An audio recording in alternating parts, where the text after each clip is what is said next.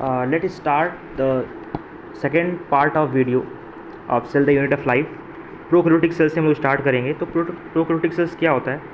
तो prokaryotic cell जो होता है वो रिप्रेजेंट करता है बैक्टीरिया, ब्लू ग्रीन एल्गी और माइकोप्लाज्म और पीपीएल को, क्लियरो न्यूमोनिया लाइक ऑर्गेनिज्म.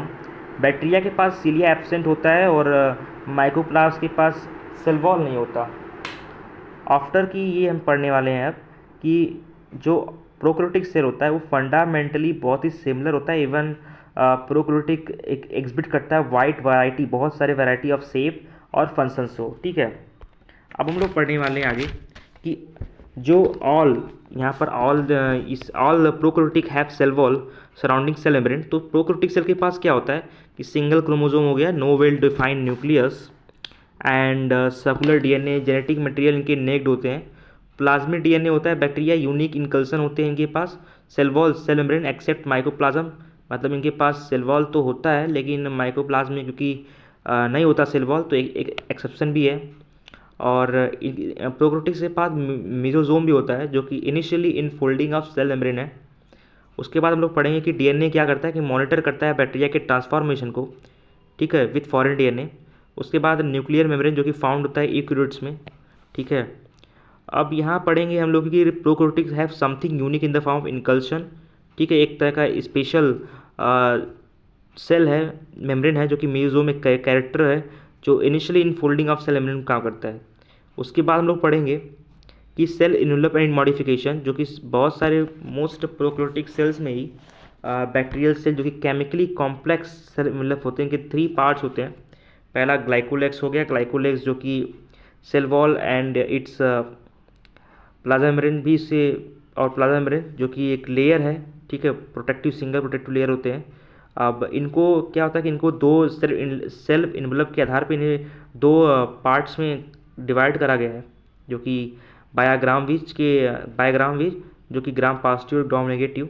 ठीक है, ग्राम पॉजिटिव उन्हें बोलते हैं जिनके पास स्टेन होता है, ग्राम स्टेन, और जो स्टेन नहीं होते other than do not called gram negative bacterias. And glycocalyx जो कि एक डिफरेंट कंपोजिशन होते हैं, composition thickness among different bacteria, और इनमें अगर लूज सीट है तो स्लाइम लेयर और टफ है तो कैप्सूल. आप लोग पढ़ेंगे कि जो द प्लाज्मा मेम्ब्रेन होते हैं selectively permeable nature and interact with outside the world. The membrane similar structurally and due to that of eukaryotics. काफ़ी हद तक इनके स्ट्रक्चर जो है सिमिलर भी होते हैं. फिर उसके बाद पढ़ेंगे कि मेसोजोम जो कि एक फॉर्म है एक्सटेंशंस का, जैसे extension in the form of vesicles हो गया, tubule, lamella. They help in cell wall formation भी करते हैं. ठीक है, सेल वॉल फॉर्मेशन भी करते हैं. तो अब यहाँ पढ़ेंगे हम लोग कि प्लाज्मा मेम्ब्रेन एक्सटेंशन में जैसे कि मेसोजोम हो गया, उनका वर्क क्या है?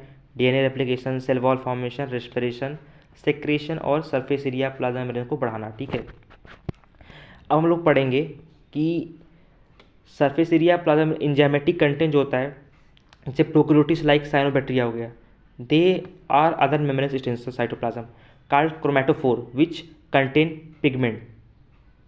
ठीक है, उसके बाद हम लोग पढ़ेंगे कि बैक्टीरियल सेल जो कि अगर मोटाइल या नॉन मोटाइल दोनों हो सकते हैं. अगर मोटाइल है तो उनके पास जाहिर सी बात है कि फ्लैजला होगा. ठीक है, उनके फिलामेंट एक्सटेंशन में. उसके बाद इनके 3 पार्ट होते हैं, filament, hook and bezel body.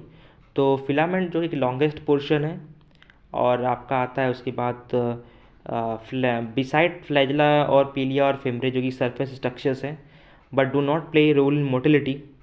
ठीक है, ये मोटिलिटी में रोल नहीं करते. जो कि पीलिया एक क्या होता है कि इनलॉन्गेटेड ट्यूबुलर स्ट्रक्चर है प्रोटीन का. ठीक है, वो प्रोटीन से बना होता है. फेमरे एक ब्रिस्टलाइज स्ट्रक्चर होता है. और some bacteria they are known help in attach to bacteria rock streams also host tissue.